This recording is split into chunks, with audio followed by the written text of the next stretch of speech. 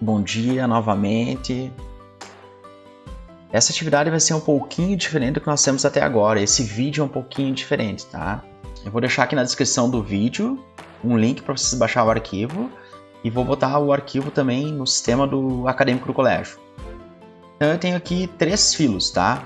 1, 2, 3, 4, 5, 6 filos na verdade. É uma atividade bem interessante, é uma maneira bem interessante de estudar esses assuntos maiores. Eu faço uma espécie de um quadro, ou seja, uma tabela. Na verdade, tabela é aberto os lados, o nome correto é quadro, onde eu coloco características e eu vou marcando depois com X as características presentes ou não naquele filo. Então a característica pode estar presente em todos os filos ou pode não estar presente em nenhum. Então tá aqui, esse é o arquivo que eu vou deixar para vocês, é um arquivo que eu já tinha preparado o ano passado, inclusive isso seria feito em aula, como aula atividade. Vocês podem imprimir, quem tem impressora, e colar no caderno de vocês, cola de ladinho, tá? Quem não tem impressora, quiser fazer no próprio arquivo do Word que eu vou deixar para vocês, você vai lá, então vai ter aqui, ó. Então eu já preparei aqui o meu quadro, ó. Era para ser um trabalho individual ou em duplas, infelizmente agora nós não podemos trabalhar em duplas, então vai ser individual. Onde eu tenho filos, nessa linha, o filo dos poríferos, quinidários, plateumintos, mateumintos, moluscos e anelídeos. Então eu tenho os filos aqui, né? Tá legal? E aqui eu vou ter características, curiosidades ou importância. Eu começaria, e vocês que vão pesquisar isso, pode usar o livro, o caderno, pesquisas na internet, pode usar os meus próprios vídeos, vai escutando o vídeo e vai tentando preencher. Então eu começaria, por exemplo, com essa característica, ó. Parazoários. Parazoários. Quem são os animais parazoários nesses filos aqui? Quem que eu posso marcar um X como sendo parazoários? Lembrando que ser parazoário é não ter tecidos, tá? Eu vou colocar aqui, ó, ausência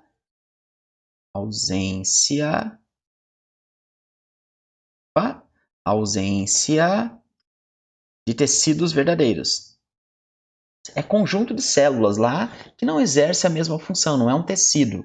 Porque a definição de tecido na histologia, que é a ciência que estuda os tecidos, sejam eles animais ou humanos, é assim, um tecido é um conjunto de células com aproximadamente a mesma forma e função e produtos similares. Então, isso é um tecido. Eles não têm células independentes lá. Então, quem são os parazoários? Aí eu vou procurar aqui. Porífero é parazoário? Sim, porífero é parazoário. Então eu marco um X no porífero. Quinidário é parazoário? Não. Plateuminto é parazoário? Não. A segunda característica que eu colocaria é o seguinte, ó. Eumetazoários.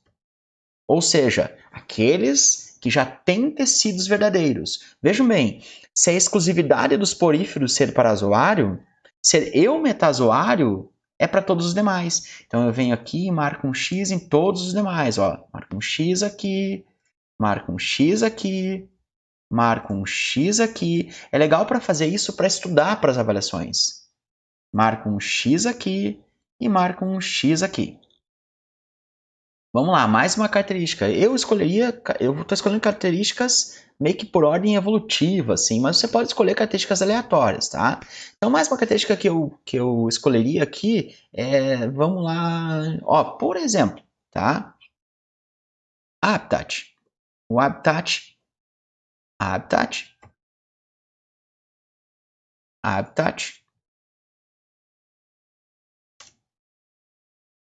aquático.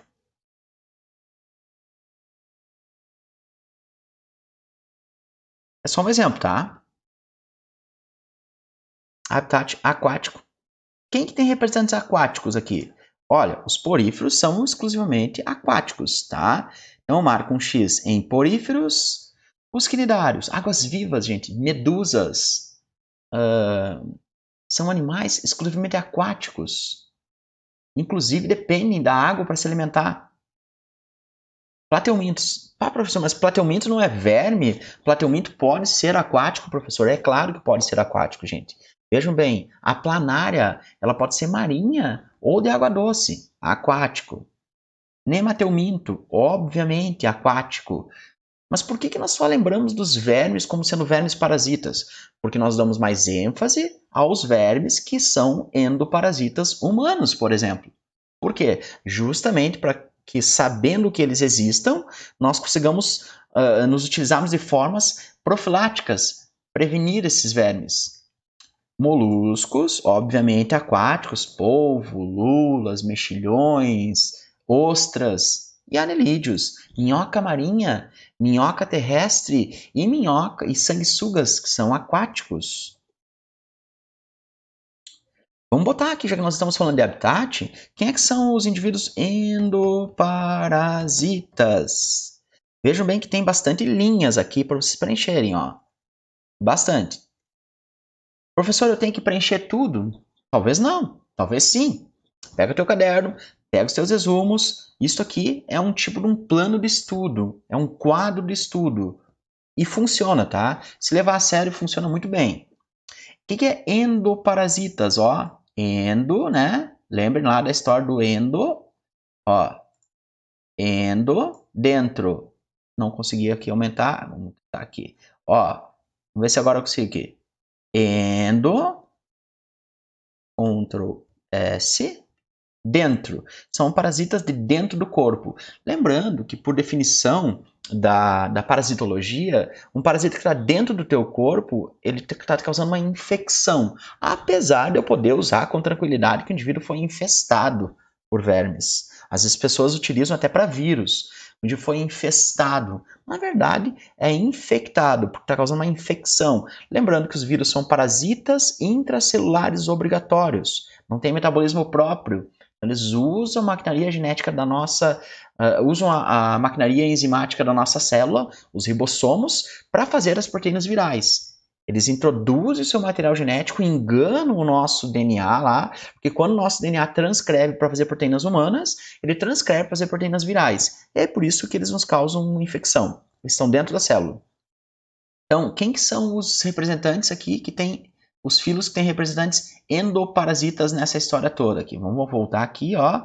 Eu acredito que vocês podem ver aqui que os poríferos não são parasitas, ou seja, têm vida livre.